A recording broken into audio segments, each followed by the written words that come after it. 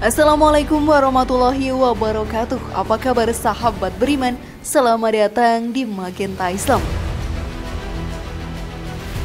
Islam merupakan agama yang akan membimbing kita ke jalan yang benar hingga menjadikan kita penghuni surga yang telah dijanjikan oleh Allah Ta'ala. Di dunia ini, Islam menjadi agama yang paling banyak dipercayai oleh umat manusia. Indonesia menjadi salah satu negara yang mempunyai masyarakat mayoritas menganut ajaran Islam. Walau ada agama lain yang berkembang di Indonesia, tidak membuat warganya terpecah belah, tapi menjadi tali silaturahmi pemersatu bangsa.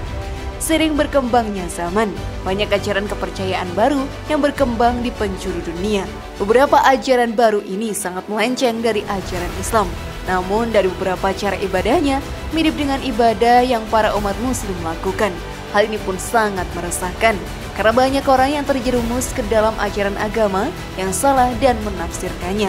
Lalu agama apa atau kepercayaan apa sajakah yang mempunyai cara ibadah mirip dengan Islam, sahabat beriman? Kalian juga bertanya-tanya sekarang? Tonton video ini hingga akhir ya, agar kamu dapat memahami secara utuh dan tidak tersesat. Berikut ini lihat aliran apa ini. Cara sholat hingga bacaan sama dengan Islam, tapi versi dari Magenta Islam.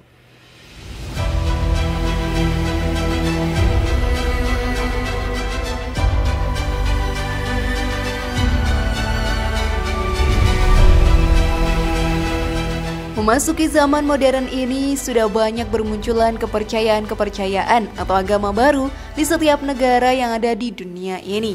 Setiap agama baru tersebut sangat jauh dari ajaran Islam dan mempercayai Tuhan yang berbeda. Namun dalam melakukan ibadahnya ada beberapa yang mirip sholat dalam Islam. Hal ini sungguh mengejutkan umat muslim yang ada di dunia, bahkan sempat viral di masyarakat dunia. Sebab sholat yang aneh tersebut, karena dengan banyaknya agama yang muncul akan menciptakan kebingungan untuk umat yang ada di dunia. Lalu ibadah dari agama apa yang mirip dengan sholat, sahabat beriman? Maka mari kita bahas lebih dalam.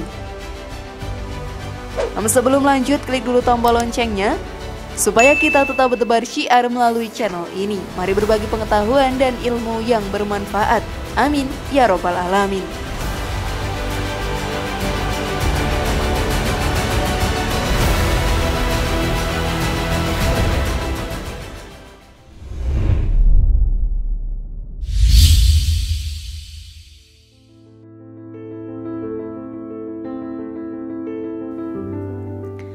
Babisme. Babisme merupakan ajaran kepercayaan pertama yang menyerupai ajaran Islam.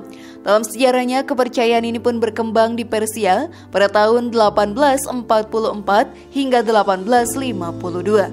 Setelah semakin berkembangnya ajaran tersebut masuk ke dalam pengasingan Kekaisaran Ottoman. Pendiri dari ajaran yang menyerupai Islam ini adalah Sayyid Ali Muhammad Shirazi. Ajaran ini pun berbeda dengan ajaran Islam. Para penganut ajaran babisme ini ingin berbeda dengan ajaran Islam yang telah tersebar luas pada masa itu. Mereka memiliki tujuan untuk membuat sistem keagamaan baru. Babiyah berasal dari kata bab yang mempunyai arti pintu. Dalam teologi Syiah, kata itu digunakan sebagai arti perantara, yaitu antara umat dengan Imam Mahdi yang diyakini goib penganut ajaran ini dan mempercayai Imam Mahdi sebagai juru selamat yang akan melindungi mereka di akhir zaman kelak.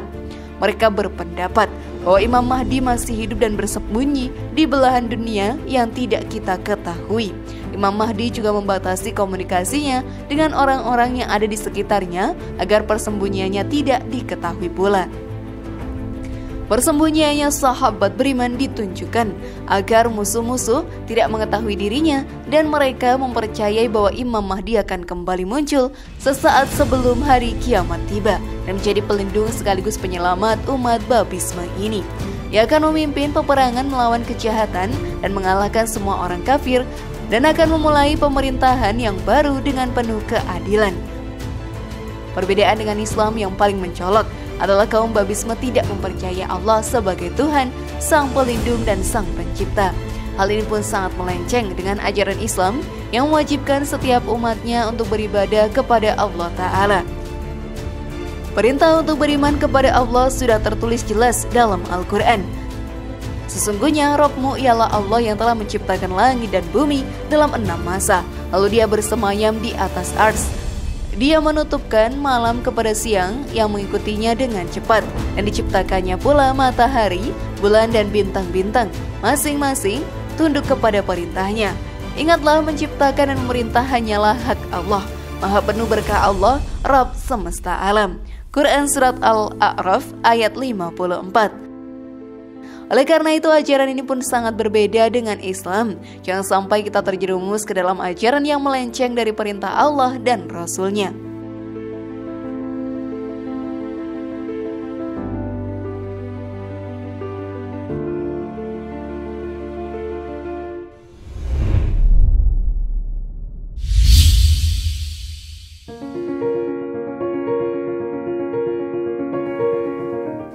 Ajaran Sikh. Ajaran Sikh merupakan salah satu paham yang berasal dari India. Ajaran ini pun masuk ke Indonesia melalui 3 jalur utama. Pertama, melalui jalur perdagangan yang kebanyakan masuk dari Tanjung Priok, Jakarta Utara. Setelah itu, jalur kedua melewati jalur imigran yang masuk dari Tanjung Priok dan pelabuhan-pelabuhan yang ada di Sumatera. Jalur terakhir adalah dari tentara yang dibawa oleh pasukan Inggris saat datang ke Indonesia. Agama Sikh sendiri, sahabat beriman, pertama kali muncul di Punjab, India Utara pada tahun 1469. Mereka meyakini adanya Tuhan dan kebesaran Tuhan. Mereka mempercayai bahwa Tuhan berada di setiap makhluk ciptaannya, termasuk ada dalam diri setiap manusia. Ajaran ini pun terlahir akibat adanya penurunan nilai moral di India. Pada masa itu banyak sekali para pemimpin di sana yang tidak menjalankan amanat yang diberikan rakyat kepadanya. Mereka hanya memanfaatkan kekuasaannya untuk diri sendiri. Sikhisme hadir dengan ajaran kesetaraan derajat manusia. Hal ini menjadi banyak sorotan di India karena banyak orang yang tertindas di sana merasa terbela. Ajaran ini pun mulai tersebar karena ada Sikhisme tidak memaksa orang-orang mengikuti ajarannya.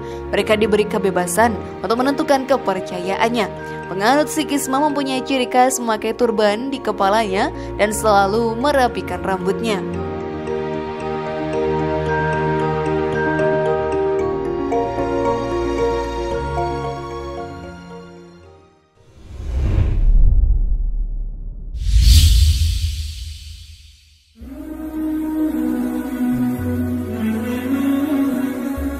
Kristen Ortodoks Syria. Agama Kristen Ortodok ini sendiri telah lahir pada abad 5 Masehi dan menjadi agama yang lebih tua daripada Islam yang lahir di abad ke-6 Masehi. Agama ini pun sudah tersebar ke seluruh dunia. Banyak pengamat dari umat muslim mengetahui bahwa ada beberapa cara ibadah mereka yang mirip dengan ibadah di agama Islam. Salah satunya adalah sholat. Dalam ajaran Kristen Ortodok, Syria ini juga mengajarkan umatnya untuk sholat. Namun bedanya, dalam Islam muslimin wajib melakukan sholat 5 waktu, sedangkan di Kristen Ortodok ini ada 7 waktu dalam melaksanakan sholat, yaitu sa'atul awal atau subuh, sa'atul salis atau duha, sa'atul sadis atau duhur, sa'atul tis'ah atau asar, sa'atul ghurub atau maghrib, sa'atul naum atau isya, dan sa'atul lail atau tengah malam ketika sholat tahajud. Dalam ajaran ini juga mengharuskan para wanita untuk memakai penutup kepala yang menyerupai kerudung dalam Islam. Bahkan saat melaksanakan ibadah di gereja, para wanita tidak diperbolehkan memakai celana panjang dan mengharuskan mereka memakai rok serta kerudung.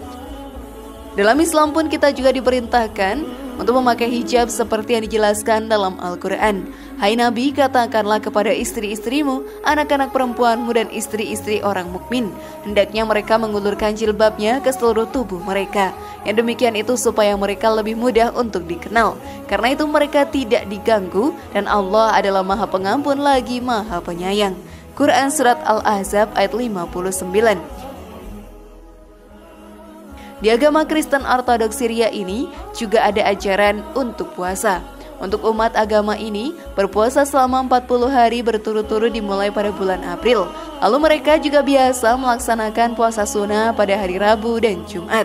Hal ini ada sedikit perbedaan dengan umat Islam yang melakukan puasa wajib di bulan Ramadan selama 30 hari dan puasa sunnah di hari Senin dan Kamis.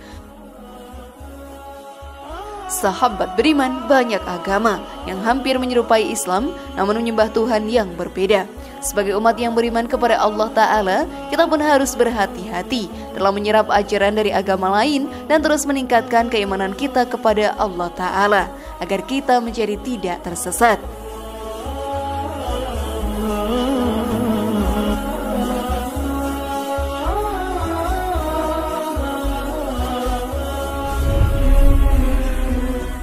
Bagaimana sahabat beriman? Sudah pahamkah kalian?